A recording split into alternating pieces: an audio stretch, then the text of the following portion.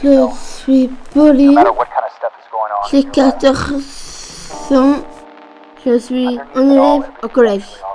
Je suis une trisomie qui voilà, je fais raconter ma vie au collège.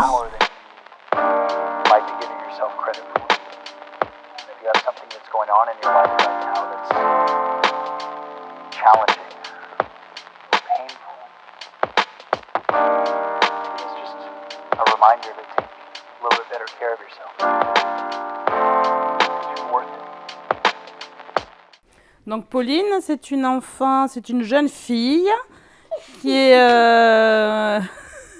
pleine de vie, Un sacré caractère.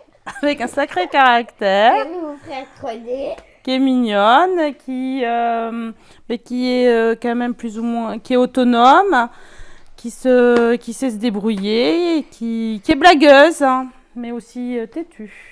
Avec Pauline, on a une relation, disons, de frère et sœur. On a la même relation, je pense que la même relation que j'ai avec Gabriel, c'est-à-dire que on s'embête, en même temps on prend du plaisir ensemble et puis on vit tout le jour ensemble, donc ça change pas grand-chose que si c'était une personne, disons, pas handicapée, quoi. Alors, Pauline est en inclusion en musique, sport et arts plastiques, et après elle est en classe Ulysse.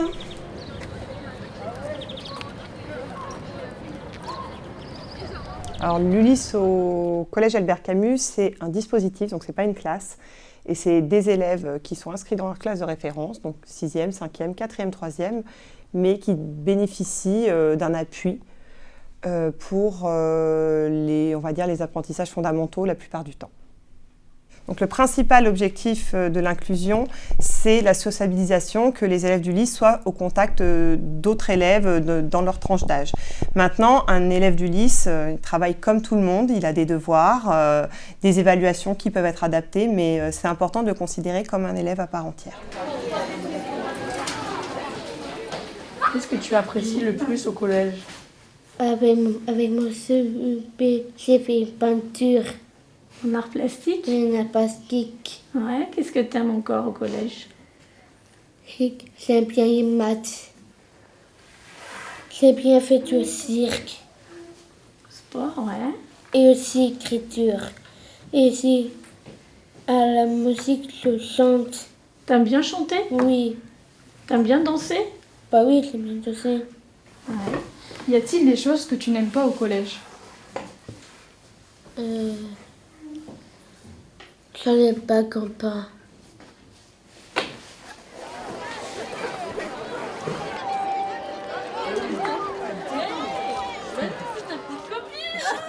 Mais allez, vas-y. Allez,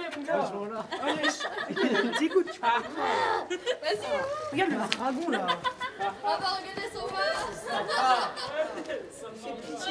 Comment peut-on éviter ce type de comportement? Je dirais une plus grande sensibilisation des élèves, qu'ils soient plus souvent mis face à ce genre de situation, ce qui apprendrait un petit peu aussi à dédiaboliser la chose un petit peu et faire comprendre que ces élèves-là ont vraiment besoin d'une attention extra et de beaucoup de compréhension, ce qui n'est pas trop leur donné en fait.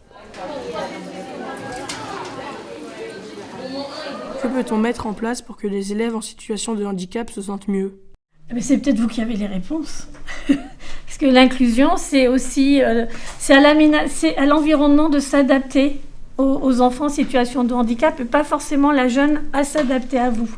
Donc il ne faut pas hésiter à aller vers Pauline, lui demander ce qu'elle aurait besoin, si elle a besoin de faire un jeu avec eux, si tu as besoin d'une activité. Enfin, essayez d'aller voir vers elle les besoins qu'elle a. Ça, c'est vraiment important.